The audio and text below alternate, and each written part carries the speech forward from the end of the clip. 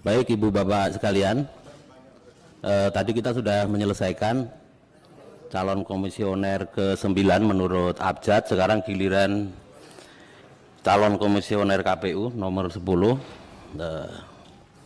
Singkat saja pengantar dari saya untuk sekedar mencocokkan data dasar. Jadi untuk kali ini calon komisioner bernama Muhammad Ali Safaat.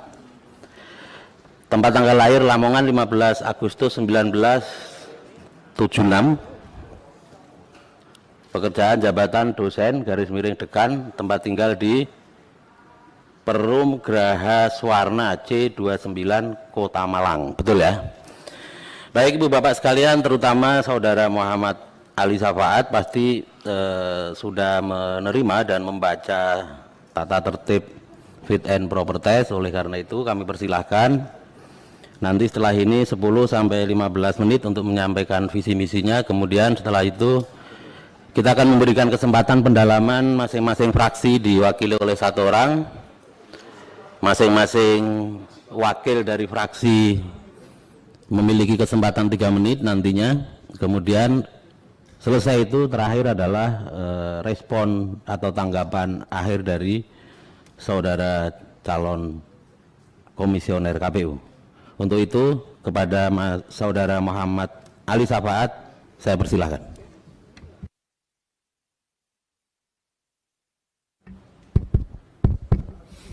Bismillahirrahmanirrahim. Assalamualaikum warahmatullahi wabarakatuh.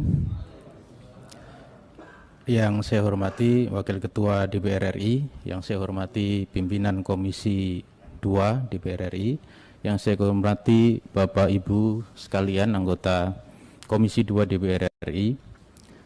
Puji syukur alhamdulillah saya dapat hadir di sini dan kita semua sehat walafiat. Yang kedua, saya juga mengucapkan terima kasih kepada pimpinan Komisi 2 dan seluruh anggota Komisi 2 yang terhormat yang telah memberikan kesempatan pada saya untuk hadir di forum yang terhormat kali ini. Pertama-tama, meskipun tadi sudah diperkenalkan, saya memperkenalkan diri, nama saya Muhammad Ali Safaat yang saat ini sebagai dosen di Fakultas Hukum Universitas Brawijaya. Berdasarkan pada ketentuan yang tadi disampaikan oleh pimpinan, saya diminta untuk menyampaikan visi dan misi sebagai calon anggota Komisi Pemilihan Umum periode 2022-2027. Tentu saja dalam menyampaikan visi dan misi ini saya memaknai sebagai apa yang akan saya lakukan pada saat terpilih sebagai anggota Komisi Pemilihan Umum, yang merupakan hal yang baru bagi saya karena saya backgroundnya adalah akademisi dan belum pernah menjadi penyelenggara. Pasti di antara beberapa yang akan saya sampaikan bukan merupakan hal yang baru lagi bagi Bapak Ibu sekalian, yang sangat mungkin ada yang ikut dalam terlibat pembahasan Undang-Undang Nomor 7 Tahun 2017, kemudian mengikuti proses pemilihan umum, bahkan ikut dalam perhelatan pemilihan umum tahun 2019, kemudian beberapa pemilihan kepala daerah. Saya memulai dari mandat konstitusional yang diberikan kepada Komisi Pemilihan Umum, yaitu sebagai penyelenggara pemilihan umum anggota DPR, DPD, DPRD, Presiden dan Wakil Presiden. Sebagai penyelenggara tentu saja yang dijadikan sebagai patokan adalah kebijakan politik yang dituangkan di dalam undang-undang, yaitu Undang-Undang Nomor 7 Tahun 2017. Di dalam Undang-Undang Nomor 7 Tahun 2017 dinyatakan bahwa kerja KPU itu bersifat berkesinambungan. Artinya berkesinambungan dari KPU periode yang satu dengan periode yang lain. Demikian pula di dalam tujuan pengaturan juga disampaikan berkesinambungan. Nah, karena itu visi yang saya usung adalah visi yang memang menjadi bagian dari visi KPU saat ini. Jadi saya mengambil aspek berintegritas dan partisipatifnya. Mengapa saya menekankan kepada dua hal ini? Karena tentu saja saya menghadapkan kepada beberapa persoalan yang dihadapi dalam proses penyelenggaraan pemilihan umum maupun dalam pemilihan berdasarkan pada pengalaman tahun 2019, kemudian pemilihan serentak tahun 2018 kemudian tahun 2020. Yang pertama adalah persoalan data pemilih yang saya kira pada pemilu 2019 melahirkan beberapa kontroversi. Data pemilih yang berbeda misalnya antara data yang disampaikan oleh Kementerian Dalam Negeri dan data KPU, padahal Undang-Undang Pemilu sendiri sudah menekankan harus ada sinkronisasi begitu. Sehingga menurut saya problemnya di sini adalah problem komunikasi dan problem kerjasama. Di samping memang ada problem dasar dari penentuan data itu, di mana kalau kependudukan itu lebih kepada yang sifatnya de jure, sedangkan kalau pemilu lebih kepada sifatnya de facto, sehingga ada proses pencocokan dan penelitian. Nah, ini yang menurut saya perlu dikomunikasikan. Kemudian beban penyelenggara, terutama penyelenggara ad hoc yang melahirkan beberapa persoalan dan keprihatinan kita bersama, angka penyelenggara yang meninggal dunia dan penyelenggara yang menderita sakit, yang itu tentu saja problemnya ada pada sumber daya manusia tentang aspek kesehatan, dan tentu saja juga ada pada aspek beban kerja itu sendiri. Kemudian juga bersumber dari beberapa kerumitan administrasi yang kita bisa membayangkan, terutama pada saat penulisan berita acara yang harus disampaikan salinannya kepada seluruh saksi partai politik. Banyak tabel yang harus diisi, mulai dari data pemilih kemudian sampaikan hasilnya, dan itu lalu disalin untuk disampaikan kepada seluruh saksi partai politik, saksi pasangan calon maupun saksi calon perseorangan anggota DPD. Kemudian tingginya suara tidak sah mencapai 11 lebih persen, yang itu angkanya bisa mencapai 17 juta untuk pemilihan umum anggota DPR. Kemudian anggota DPD juga lebih tinggi lagi, yang ini bisa saja kita mengklasifikasikan ada suara tidak sah yang merupakan bagian dari sikap politik, tapi ada juga suara tidak sah karena kurangnya pemahaman dari masyarakat. Lalu kampanye di media sosial yang menjadi perhatian, karena kampanye di media sosial ini yang kurang dari sisi pengaturan maupun kontrolnya yang memang lebih sulit gitu, terutama media sosial yang sifatnya adalah media percakapan gitu. Kemudian soal pengadaan logistik dan distribusi, di mana masih dijumpai adanya kekeliruan, saling tertukar serta keterlambatan. Nah, tentu saja setiap problem tersebut pasti memerlukan penyelesaian yang bersifat teknis, dan problem-problem ini tentu saja juga tidak menutup adanya problem lain yang mungkin belum terungkap di sini. Nah, untuk menyelesaikan persoalan-persoalan tersebut, saya membuat satu yang bersifat lebih umum yang saya namakan sebagai strategi. Yang pertama adalah dari sisi regulasi, kemudian yang kedua adalah strategi berupa kerjasama dan komunikasi, yang ketiga adalah penataan sumber daya manusia, dan yang keempat adalah sistem informasi. Dari sisi regulasi, kenapa ini penting? Karena kita memaknai regulasi itu tidak hanya sebagai aturan yang digunakan oleh penyelenggara itu sendiri, tetapi aturan itu juga harus digunakan oleh peserta dan masyarakat gitu. Karena itu regulasi menjadi penting. Regulasi juga menjadi instrumen perencanaan, karena berdasarkan regulasi itu kita bisa menentukan apa yang akan dilakukan, kita membutuhkan apa untuk melakukan satu tahapan tersebut.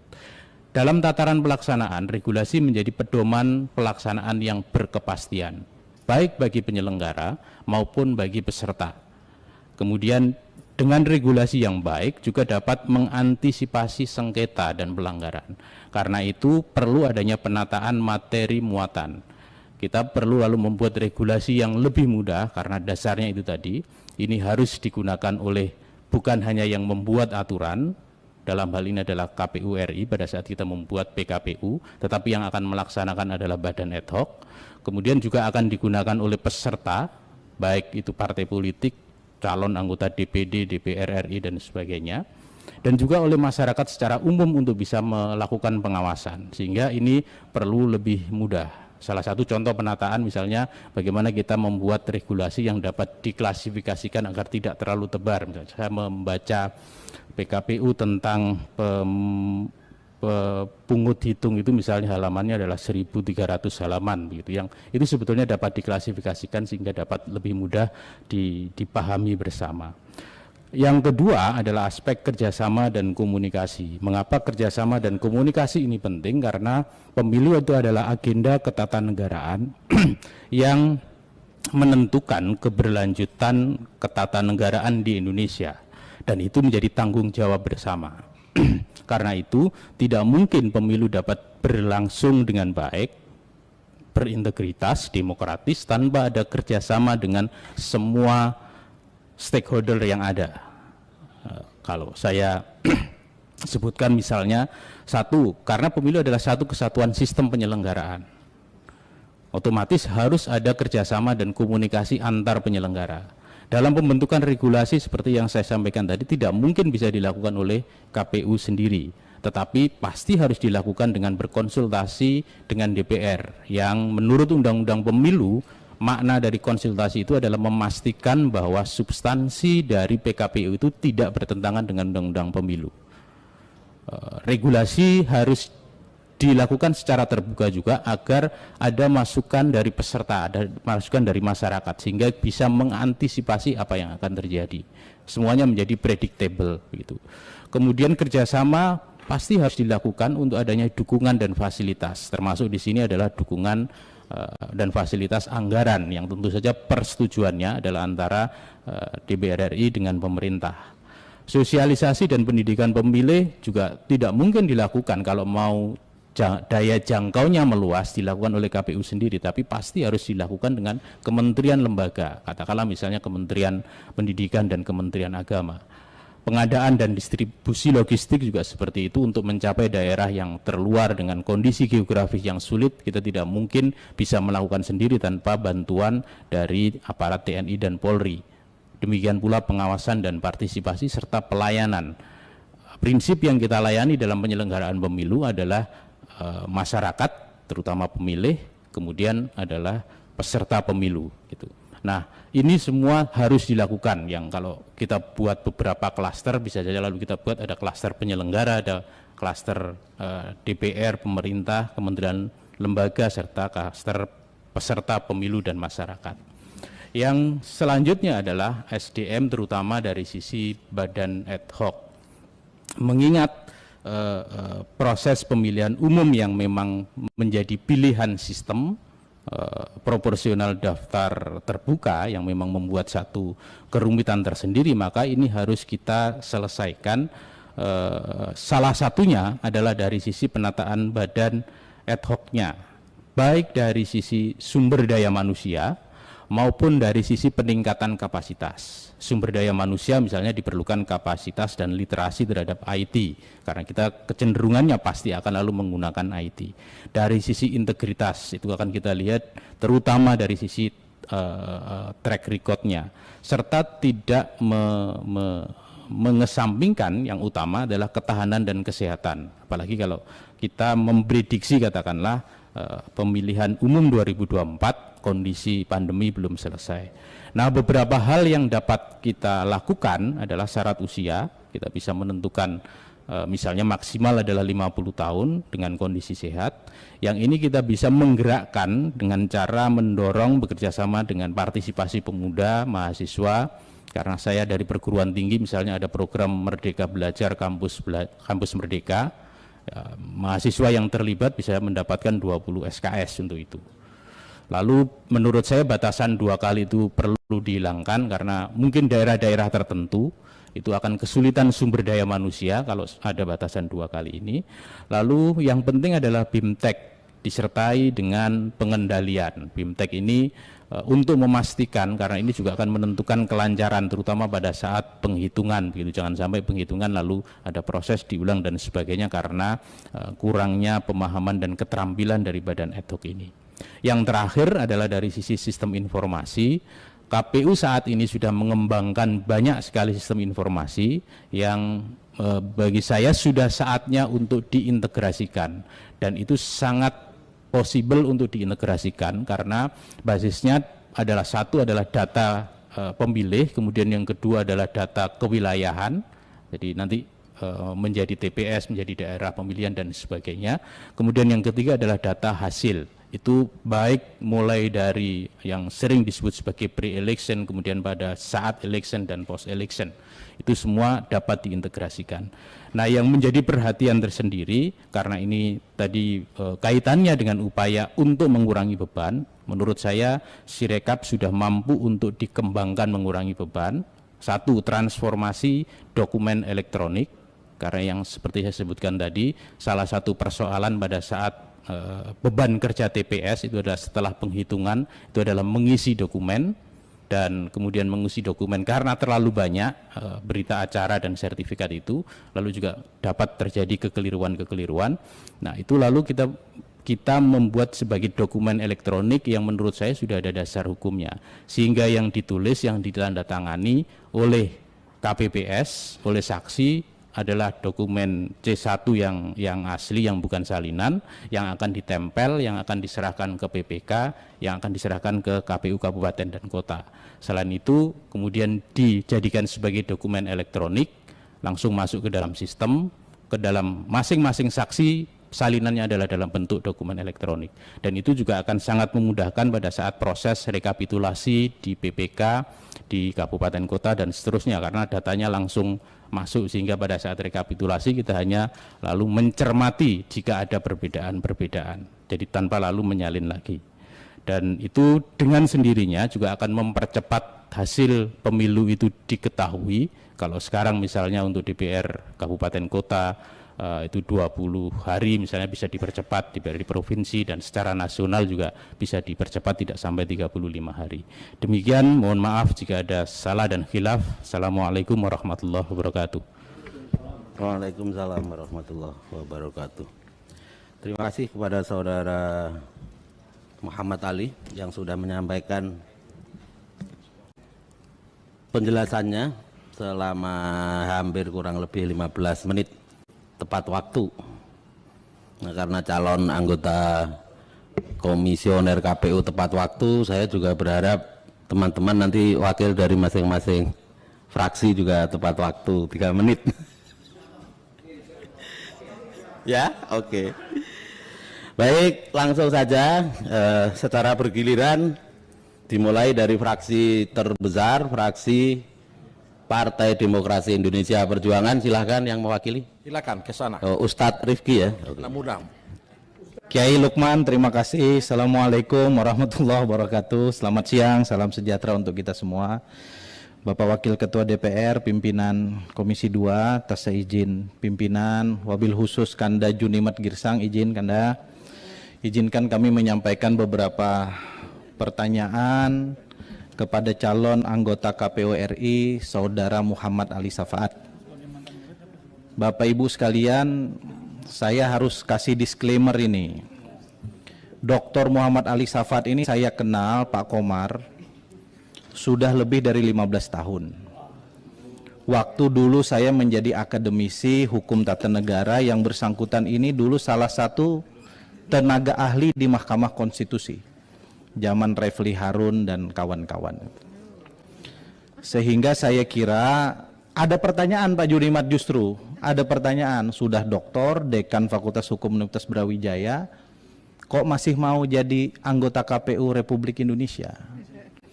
Padahal kalau sabar jadi guru besar, bisa jadi rektor, dan karena PNS statusnya bisa jadi dirjen dan lain-lain. Motivasinya apa? Pak Ali, saya sebetulnya menghindari bertanya ini, tapi ini pertanyaan banyak orang di kampus, dan itu penting untuk dijawab, untuk menguji ketulusan datang ke Komisi 2 DPR RI ini. Yang kedua, karena Pak Ali ini pakar hukum, ada beberapa pertanyaan yang bersifat kasuistik. Yang pertama, pada saat pilkada tahun 2020 yang lalu, kami mengusung pasangan wali kota dan wakil wali kota Bandar Lampung. Oleh KPU Kota Bandar Lampung, pasangan ini dinyatakan memenangi rekapitulasi suara. Lalu oleh pasangan yang lain diajukan permohonan, satu ke Mahkamah Konstitusi, satu ke Bawaslu.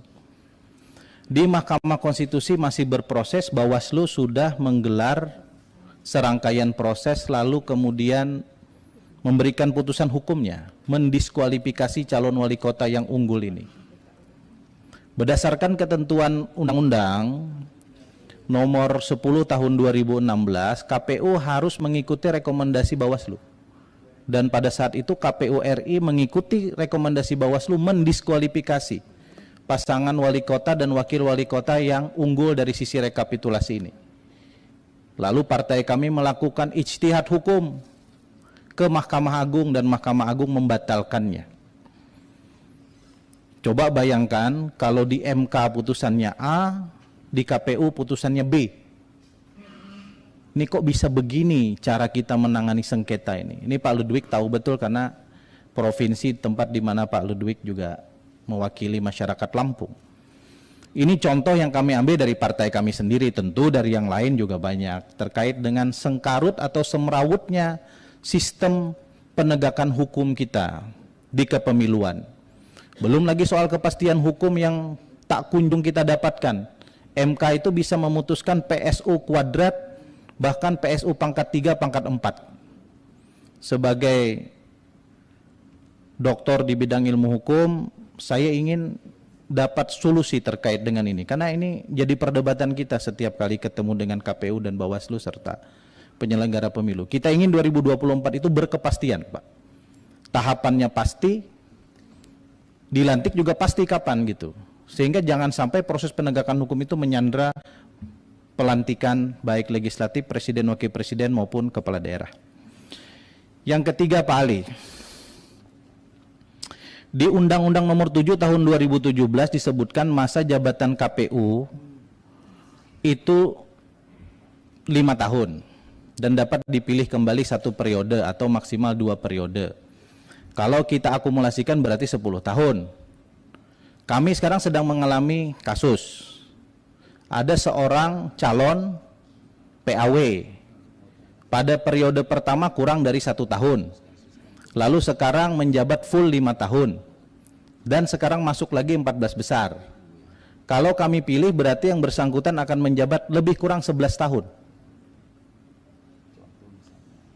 Saya tidak ingin ada gugatan terhadap hal ini. Saya bertanya bukan Anda sebagai kompetitor yang bersangkutan, bukan. Tapi sebagai pakar hukum yang memang kita butuhkan untuk menyelesaikan berbagai macam sengkarut hukum dalam kepemiluan kita. Billahi taufiq wal hidayah. Assalamualaikum warahmatullahi wabarakatuh. Salam sejahtera untuk kita semua. Waalaikumsalam warahmatullahi wabarakatuh. Selanjutnya fraksi Partai Golkar. Oh, izin Ketua. silakan Ibu. Bismillahirrahmanirrahim. Assalamualaikum warahmatullahi wabarakatuh. Yang saya hormati pimpinan dan anggota Komisi 2 dan yang saya hormati Pak Ali Syafaat. Jadi Pak Ali, data partisipasi pemilu dari tahun ke tahun, dari mulai tahun 99 sampai 2019 itu semakin menurun. Bahkan di tahun 2014, pemilu 2014, golput itu mencapai angka 30,42%. Penyebabnya itu berbagai hal ya Pak Ali ya, antara lain ketidakpercayaan masyarakat terhadap proses pemilu atau bahkan terhadap proses demokrasi itu sendiri, terutama di kalangan kaum milenial atau pemilih pemula atau yang kita kenal dengan Gen Z. Dan kita ketahui Pak Ali, berdasarkan data BPS, pemilu 2019 itu pemilih pemula di kisaran angka 50-55% dari jumlah data pemilih. Dan diperkirakan pada tahun 2024 pemilih pemula itu akan di kisaran 60-65% dari jumlah data pemilih.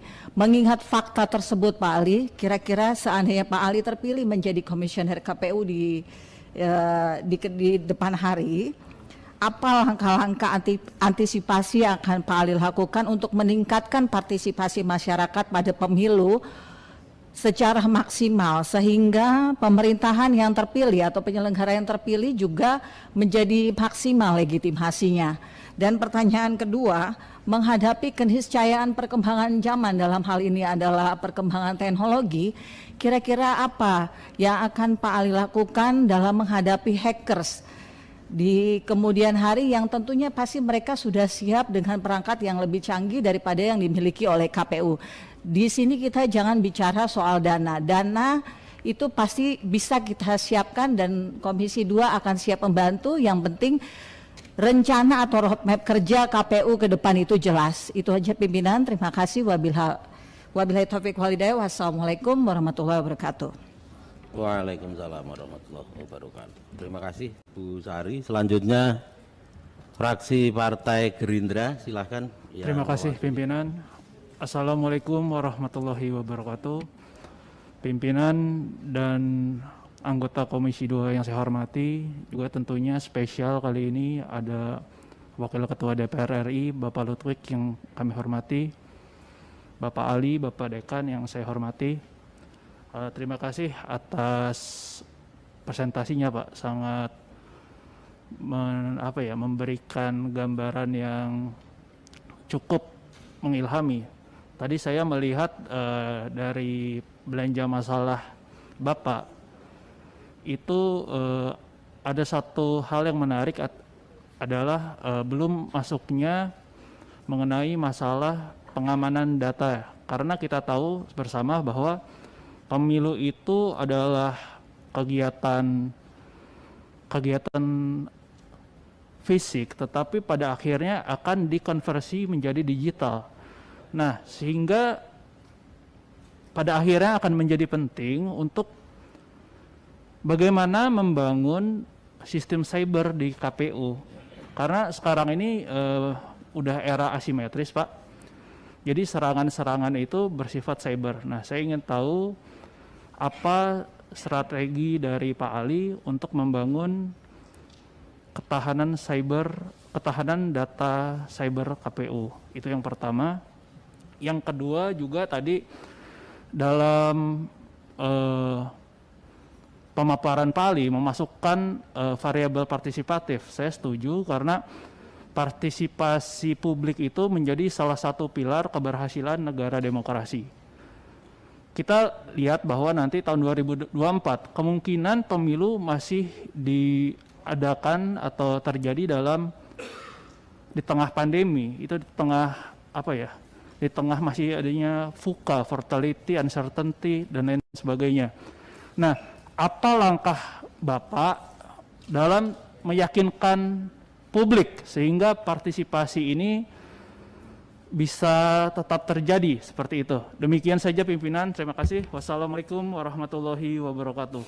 Assalamualaikum warahmatullahi wabarakatuh. Terima kasih Pak Ali, Pak Andika. Kemudian yang mewakili fraksi Partai Nasdem, silakan Pak Farhan.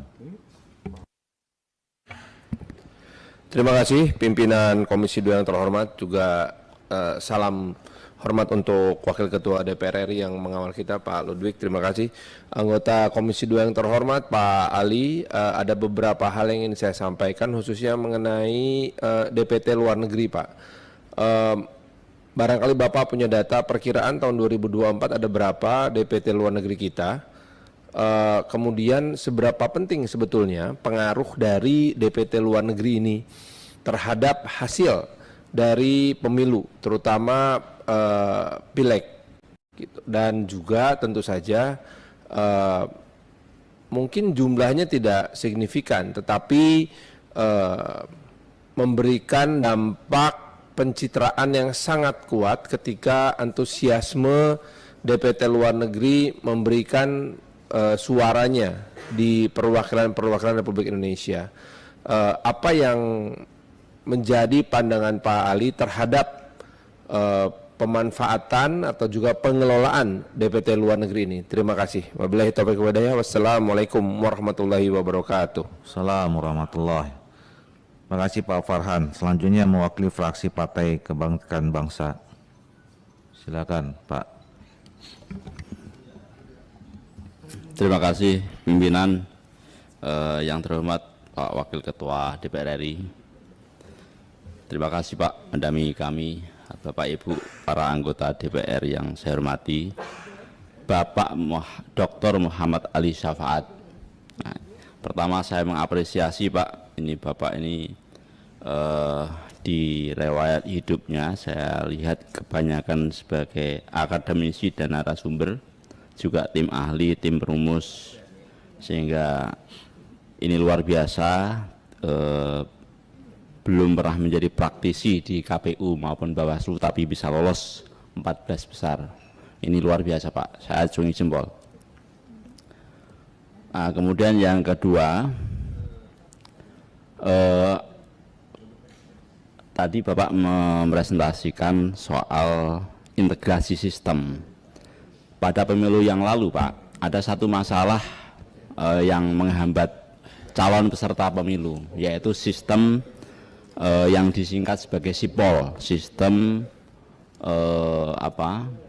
peserta partai politik kalau nggak salah namanya, saya lupa singkatannya. Nah, itu ada aturan-aturan yang berubah-ubah, sehingga itu mempersulit calon peserta pemilu saat itu. Data desa misalnya, data desa yang digunakan oleh KPU waktu itu tidak mau menggunakan data desa berdasarkan dari Kemendagri. KPU ngotot menggunakan data desa sendiri waktu itu.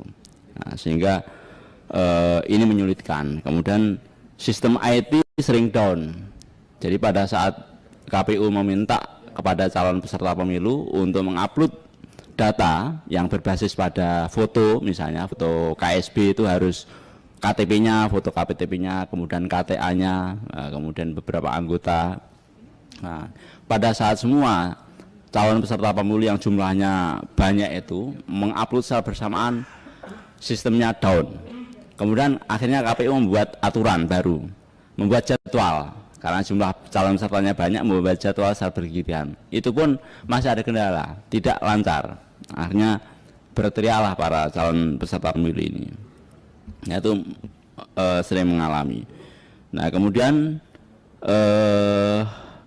itu yang pertama. Jadi saya mohon nanti dijelaskan SIPOL seperti apa yang mungkin kira-kira, karena Bapak tadi bicara soal IT juga ya, yang seperti apa yang bisa Bapak rekayasa supaya itu bisa memudahkan kepada semua calon peserta pemilu. Itu yang pertama. Kemudian yang kedua soal integrasi sistem.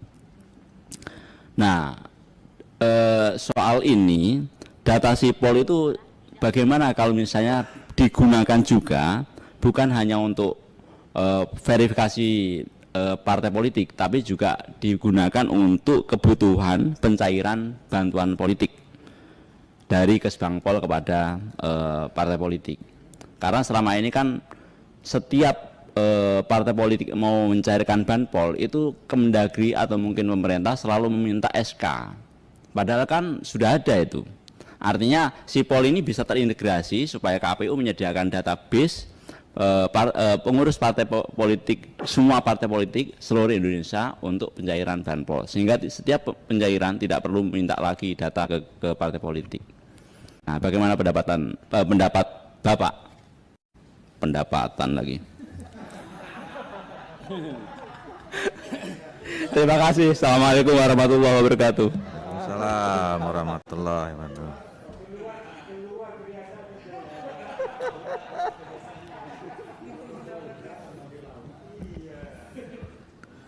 Terima kasih Pak Nurhuda. Selanjutnya yang mewakili fraksi Partai Demokrat. Terima kasih pimpinan. Assalamualaikum warahmatullahi wabarakatuh. Selamat siang, salam sejahtera buat kita sekalian. Bapak Wakil Ketua DPR RI yang saya banggakan, Bapak pimpinan serta rekan-rekan Komisi 2 yang saya banggakan, Pak Muhammad Ali Syafaat, Doktor. Mendengar apa yang Pak Doktor tadi sampaikan, paparkan, tentu terbayang bagi saya secara pribadi bahwa harapan kita untuk mewujudkan pemilu yang lebih berkualitas ke depan itu tergambar dari paparan Bapak. persoalan kolaboratif itulah sebetulnya yang ingin saya tanyakan kepada Pak Ali. Kalau misalnya Bapak terpilih, tapi Bapak bukan ketua KPU misalnya, bagaimana caranya kira-kira apa yang Bapak lakukan sehingga ide besar ini yang luar biasa ini bisa nanti menjadi sebuah kerja bersama yang ada di dalam tubuh KPU Republik Indonesia periode 2022 ini 2025 nanti. Nah, yang kedua, ada hal yang mungkin ingin saya coba minta pendapatnya Pak Doktor, dan ini sangat penting juga berkaitan dengan independensi KPU, termasuk KPUD. Saya pengalaman biasa melihat ya, saya tidak tahu kalau KPU hubungannya dengan Presiden, tapi KPUD hubungannya dengan Gubernur dan Bupati. Apalagi nanti kita mau pilkada, banyak incumbent juga nanti pada saat. Nah, hampir KPU daerah itu pengalaman saya itu sangat tergantung kepada kepala daerah, terutama berkaitan dengan dana hibah. Tuh. Bahkan di sana biasa terjadi bargaining ya, antara KPU dengan pemerintah daerah. Bisa kepala daerah naikkan anggarannya, ya tergantung misalnya ada dengan pembicaraan khusus. Nah, ini Bapak sebagai anggota KPU nanti, bagaimana caranya kira-kira memandirikan KPU ini, termasuk KPU daerah, karena ini sangat penting. Ini menyangkut keadilan dan ini menyangkut independensi KPU di masa yang akan datang. Kemudian yang terakhir, mungkin perlu dijelaskan kepada kita sekalian soal komitmen Pak Doktor kalau terpilih nanti menjadi anggota KPU. Komitmen maksud saya adalah komitmen kebangsaan. Kita tahu persis bahwa di Komisi 2 ini melakukan fit and proper test ini adalah lembaga politik. Jadi aroma politik itu tidak bisa dipisahkan.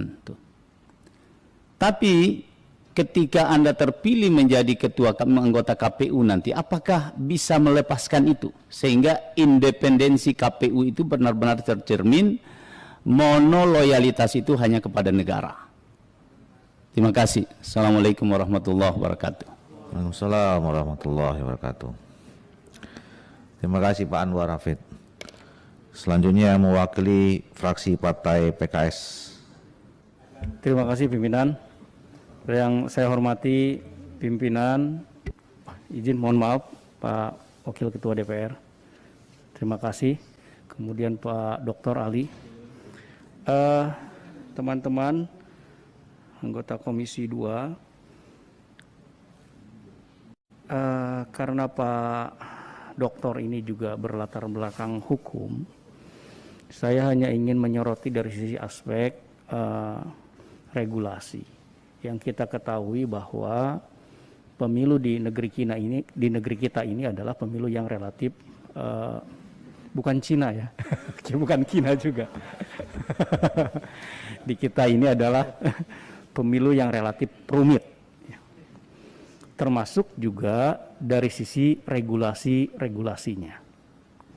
Sudah ada regulasi, tapi hanya saja kemudian regulasi ini banyak sekali juga sumbatan-sumbatannya tentunya.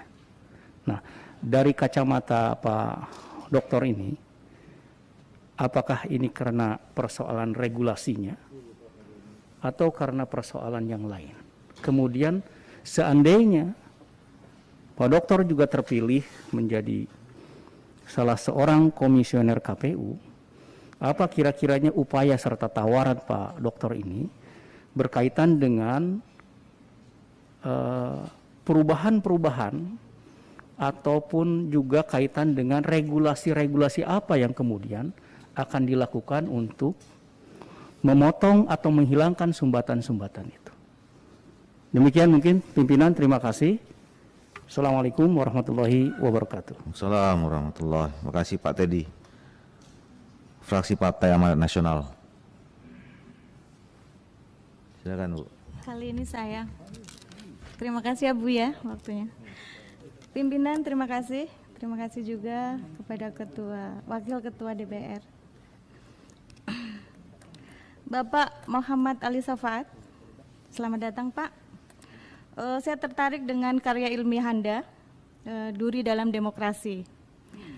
Mungkin yang akan saya tanyakan kali ini agak-agak berhubungan dengan Duri dalam Demokrasi ini Pak.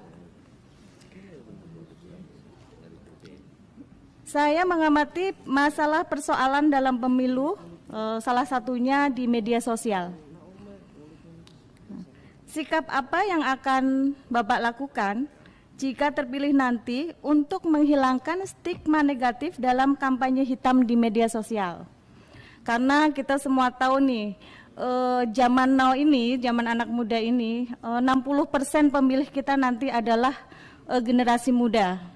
Dan mereka akan berbicara dengan lantang di media sosial.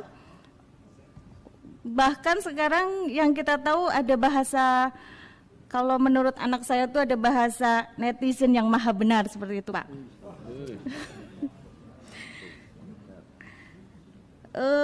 Selanjutnya, biasanya ini akan banyak bermunculan dalam pilpres. Jadi masyarakat biasanya akan terbelah nih.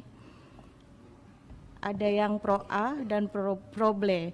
Dan itu akan memunculkan banyak permasalahan.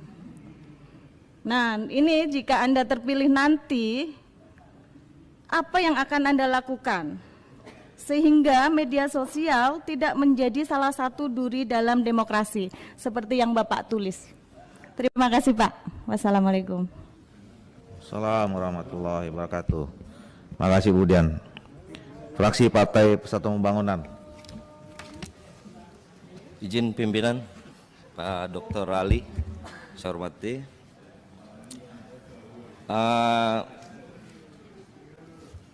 Karena Dr. Ali ini akademisi, saya coba ingin melihat terkait masalah pandangan Dr. Ali terkait dan cara mengedukasi terhadap masyarakat tentang napi koruptor yang diperbolehkan sekarang oleh Mahkamah Agung, dan pandangan Dr. Ali terkait partisipasi pemilih yang teridentik sekarang dengan patronase, klientelisme, dan identitas dalam meningkatkan partisipasi pemilih. Itu saja mungkin.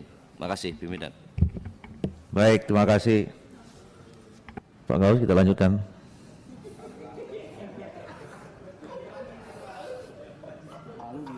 Bapak Ibu sekalian,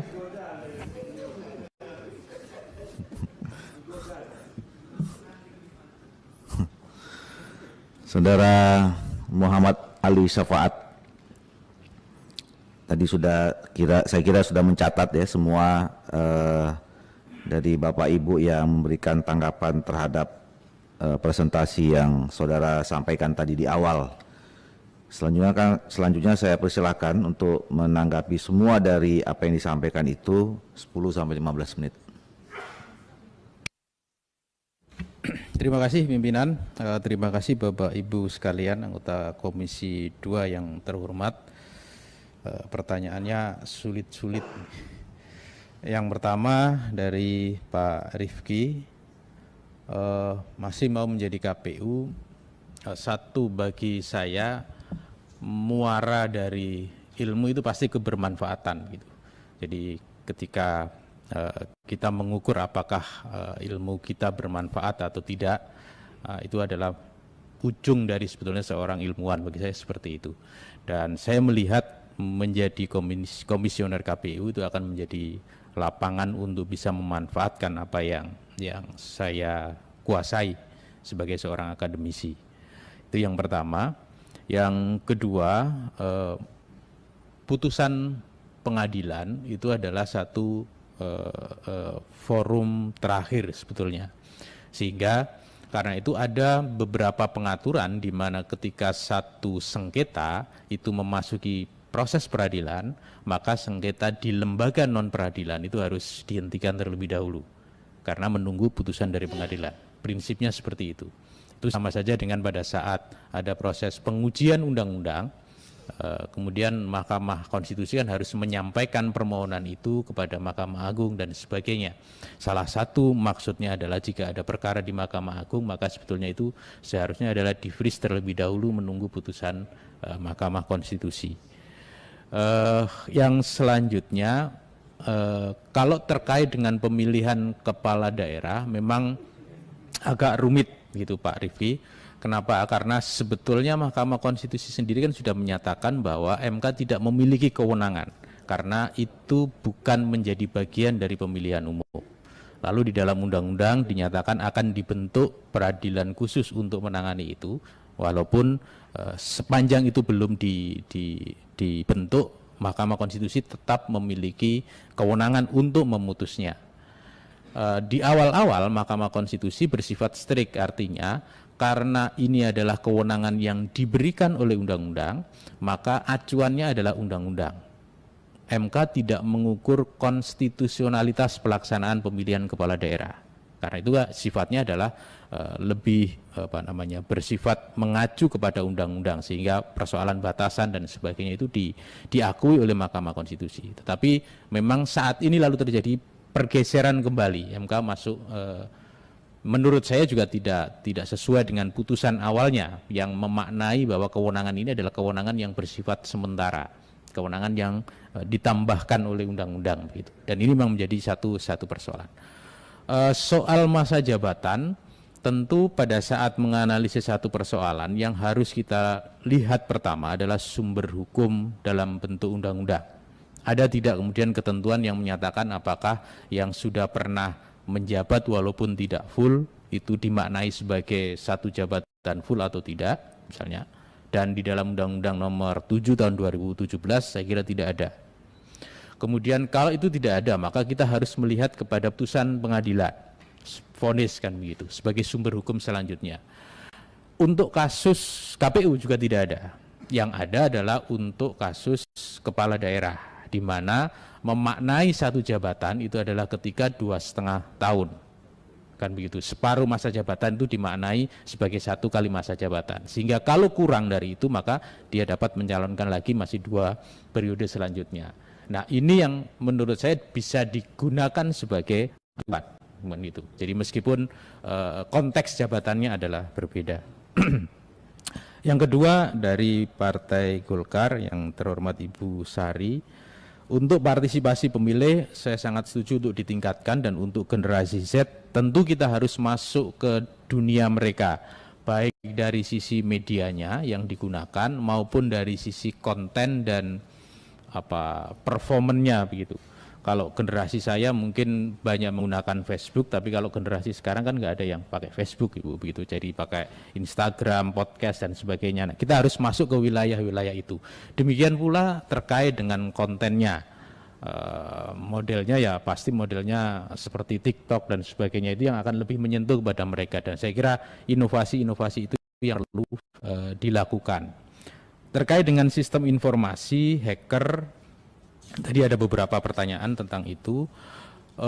Semua sistem informasi pasti menghadapi bahaya itu, bahaya untuk dimanipulasi dan sebagainya. Sama saja dengan sistem secara fisik gitu. Tetapi sistem ini ketika tidak di-launching dan tidak pernah diserang oleh hacker, pasti juga tidak akan pernah memperbaiki diri. Nah, oleh karena itu harus ada arsitektur sistem informasi yang benar begitu.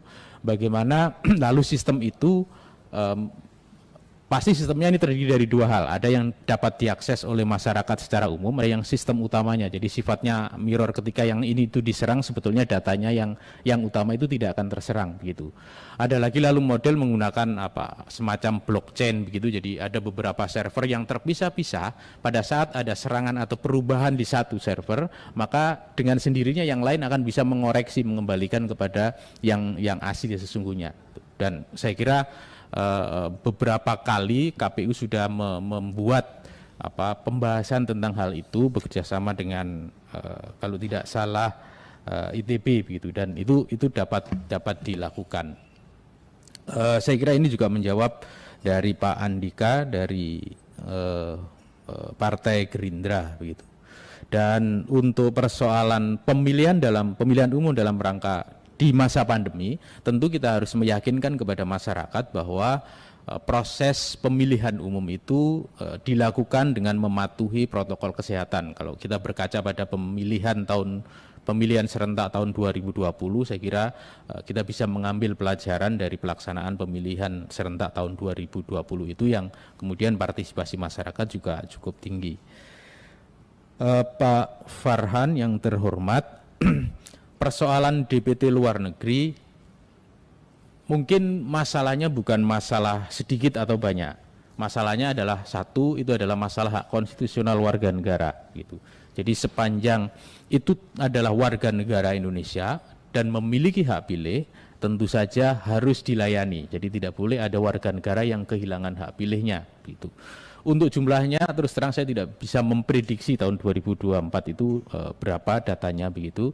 Tetapi yang jelas untuk luar negeri memang perlu penanganan lebih khusus, dan kita tentu punya perwakilan di luar negeri. Kenapa? Kecenderungannya pasti akan lebih dinamis dibanding dengan DPT di dalam negeri gitu. Dan itu tentu harus diperlakukan secara sama dengan warga negara yang ada di Indonesia.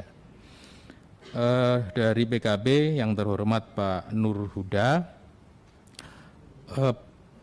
dari sisi regulasi itu karena kalau kita bicara pemilu itu sebagai satu forum kontestasi, tentu saja regulasinya sudah harus hadir terlebih dahulu, dan kita menghindari sesedikit mungkin ada perubahan dalam proses kontestasi itu berlangsung. Mungkin kita bisa mengecualikan, kecuali misalnya kalau ada putusan Mahkamah Konstitusi berubah. Tapi ketika itu tidak ada perubahan, maka kita harus berupaya semaksimal mungkin tidak ada perubahan. Bagaimana caranya? Berarti semaksimal mungkin kita sesuatu yang sudah mengantisipasi perkembangan yang akan terjadi. Dan itu termasuk misalnya pada saat kita menggunakan data desa itu kan sebetulnya data yang bersifat yuridis, maka yang lebih baik tentu saja adalah menggunakan data dari Kementerian Dalam Negeri. Bagaimana mengantisipasi sistem? Kita sebetulnya sudah dapat menghitung dalam kerangka sipol itu misalnya berapa jumlah partai politik. Ada ketentuan sudah bahwa partai politik yang akan melakukan pendaftaran itu kan syaratnya punya kepengurusan di seluruh provinsi, 75 kota, 50% kecamatan, kemudian ada 1000 atau per 1000. Sebetulnya dari situ kita sudah menghitung beban yang akan ditanggung oleh server itu berapa. Kalau itu dilakukan secara bersamaan, luas bandwidth yang diperlukan itu berapa. Sehingga itu semua sebetulnya sudah predictable dan bisa diantisipasi sejak dari awal gitu. Dan untuk data ini seperti yang saya sampaikan tadi sangat mungkin dan pasti dapat lalu diintegrasikan mulai dari sipol sampai dengan sirekap dan hasil begitu.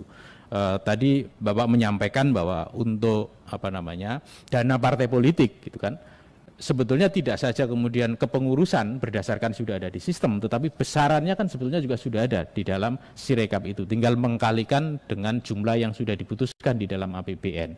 Jadi itu sangat mungkin untuk dilakukan. Pak Anwar Hafid yang terhormat dari Partai Demokrat. Satu, saya percaya bahwa semua yang lolos 14 besar memiliki misi yang sama untuk bisa menyelenggarakan pemilihan umum yang baik begitu. Yang kedua, saya juga masih percaya pada kekuatan argumentasi, kekuatan akal dan hati nurani kita, sehingga pada saat kita menjelaskan dengan argumentasi yang cukup kuat pasti juga akan diterima. Kalau misalnya tidak diterima berarti argumentasi saya yang tidak kuat, mungkin argumentasi dari komisioner lain yang sebetulnya lebih mendekati pada kebenaran gitu. Dan untuk pelaksanaan pemerintahan daerah memang itu membuat ketergantungan. Bagaimana cara untuk membuat tidak tergantung? Ya sebetulnya dananya berasal dari pusat gitu. Nah tentu saja itu menjadi keputusan politik dari DPR.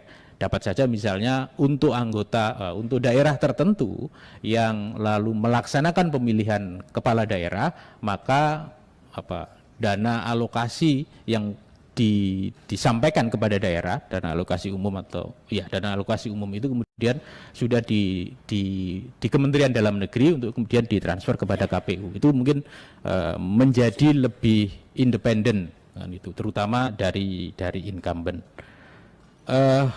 Komitmen kebangsaan, saya percaya ya Komisi 2 merupakan lembaga politik, tapi kalau kita bicara lembaga politik kan sebetulnya tidak hanya politik secara praktis dalam arti memenangi pemilihan umum kan gitu. Tetapi di dalam politik kan pasti ada nilai, ada virtu yang tentu pasti diyakini oleh Bapak Ibu sekalian. Jadi meskipun ada kepentingan seperti itu, tidak akan pernah mengorbankan komitmen terhadap kebangsaan itu. Sehingga pada saat kami terpilih, kemudian juga memiliki komitmen kebangsaan, loyal terhadap undang-undang yang dibuat oleh DPR RI sendiri, tentu juga tidak ada persoalan gitu. Dari Partai Keadilan Sejahtera, persoalan regulasi ada beberapa persoalan. Satu yang paling banyak dikeluhkan misalnya adalah persoalan mepetnya dengan tahapan.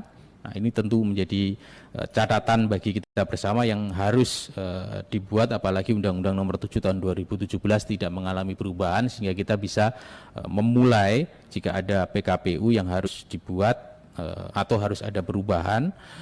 Persoalan pelaksanaan juga ada karena bahasa PKPU itu kan bahasa hukum yang kalau dibaca sendiri oleh badan ad hoc misalnya atau orang yang bukan latar belakang hukum kadang-kadang bisa dimaknai berbeda. Karena itu perlu lalu diterjemahkan dalam beberapa standar operasional prosedur di dalam buku pintar, di dalam checklist begitu. Jadi yang dipegang oleh badan ad hoc itu sesungguhnya sudah bersifat instruksional gitu. Kemudian tentu yang ketiga adalah persoalan pengendalian, memastikan bahwa apa yang dilakukan oleh badan ad hoc itu sesuai dengan yang sudah dibuat atau regulasi yang sudah dibuat. Dari Partai Amanat Nasional yang menghormati buku dan itu ketika satu tentang peran militer gitu, pada saat itu. Untuk kampanye negatif di media sosial, tentu saja kita harus memasuki beberapa segmen atau beberapa lapisan persoalan. Terkait dengan pemilu, regulasi yang ada itu kan menentukan ada kalau tidak salah 10 akun media sosial yang dapat dimiliki oleh pasangan calon atau oleh peserta pemilihan umum. Nah, tentu saja KPU bergeraknya di sana. Itu yang pertama. Tetapi yang kedua, tentu kita harus bekerja sama, karena itu saya tadi menyatakan pentingnya kerjasama dan komunikasi dengan kementerian lembaga lain. Misalnya kita bekerja sama dengan Kementerian Komunikasi dan Informasi yang memang memiliki wilayah kewenangan di bidang itu. Yang ketiga, walaupun seperti itu menurut saya juga tidak seluruhnya lalu dapat bisa diantisipasi, maka yang perlu kita lakukan adalah dengan membuat kontra narasi yang sifatnya lalu tidak memecah belah begitu. Dan itu juga dapat kita lakukan bekerja sama dengan beberapa kementerian lembaga. Misalnya Kementerian Agama saat ini punya agenda atau brand begitu, moderasi dalam beragama begitu. Nah, sebetulnya wujud yang paling konkret dari moderasi dalam beragama itu bisa kita turunkan sebagai moderasi dalam kehidupan politik begitu. Moderasi dalam kehidupan politik ya kita lalu dalam pelaksanaan pemilihan umum, oke, kita berkontestasi, tapi setelah itu juga tidak akan berpengaruh terhadap sendi-sendi kehidupan masyarakat. Gitu. Itu dari Partai Persatuan Pembangunan. Untuk napi koruptor, sebetulnya memang butuh penjelasan begitu Pak. Karena satu, yang ada itu kan kemudian seperti slogan, mengapa napi mantan koruptor kok masih boleh dan sebagainya. Tapi kalau kita mencermati putusan Mahkamah Konstitusi itu sebetulnya kan ada landasan filosofisnya dari sisi apa hakikat penghukuman, kemudian apakah seseorang itu kemudian ketika dihukum itu sebetulnya sudah membayar kesalahannya dan sebagainya. Narasi-narasi itu yang menurut saya pasti dibutuhkan gitu. Demikian untuk partisipasi pemilih. Ini sebetulnya tadi terkait dengan kampanye negatif dan sebagainya. Kita tentu tidak akan mungkin menghilangkan sama sekali aspek politik identitas, begitu. Karena itu yang paling mudah untuk membuat orang memilih sesuatu atau tidak memilih sesuatu gitu. Kemudian kita juga tidak mungkin menghilangkan sama sekali klientelisme, tetapi tentu kita harus mengurangi dengan cara mengkampanyekan, memperbanyak aspek kebangsaan dengan narasi moderasi dalam berpolitik itu. Demikian Pak Ketua Komisi 2, terima kasih. Assalamualaikum warahmatullahi wabarakatuh. Waalaikumsalam warahmatullahi wabarakatuh. Bapak Ibu sekalian yang saya hormati, kita sudah mendengarkan tanggapan balik dari Saudara Muhammad Ali Safaat, dan saya kira kita sudah bisa mengetahui kira-kira apa saja tadi yang sudah disampaikan visi misi dari Saudara Muhammad Ali Safaat, dan oleh karena itu kita bisa menyudahi sesi ini. Dan atas nama Komisi 2 saya mengucapkan terima kasih kepada Saudara Muhammad Ali Safaat. Selamat dan sehat selalu. Amin. Dan dengan tidak mengurangi rasa hormat, kami persilakan untuk bisa meninggalkan tempat ini. Terima kasih.